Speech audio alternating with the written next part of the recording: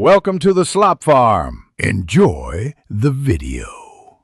In this video, I will explain how to replace a VVT solenoid on a Ford F150.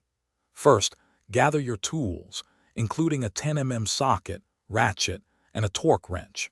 Make sure your engine is completely cool to avoid burns. You'll find the VVT solenoids located on the valve cover, typically 2 per side.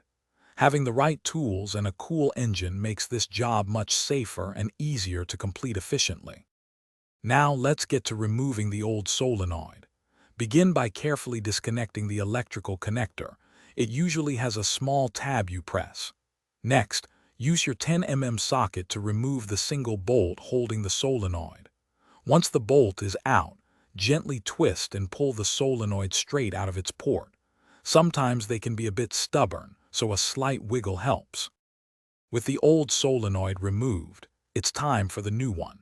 First, apply a thin layer of clean engine oil to the O-rings on the new VVT solenoid. This helps it slide in smoothly and ensures a good seal.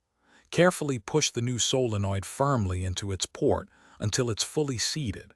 Reinstall the 10 mm bolt and torque it to 89 inch-pounds for proper security. Finish up, firmly reconnect the electrical connector to the new solenoid. Double-check all connections and ensure no tools are left in the engine bay. Start your F150 and listen for any unusual noises and watch for any check engine lights. If everything looks good, you're all set. For more great tips and deals, including a fantastic book on personal finance, check the description below.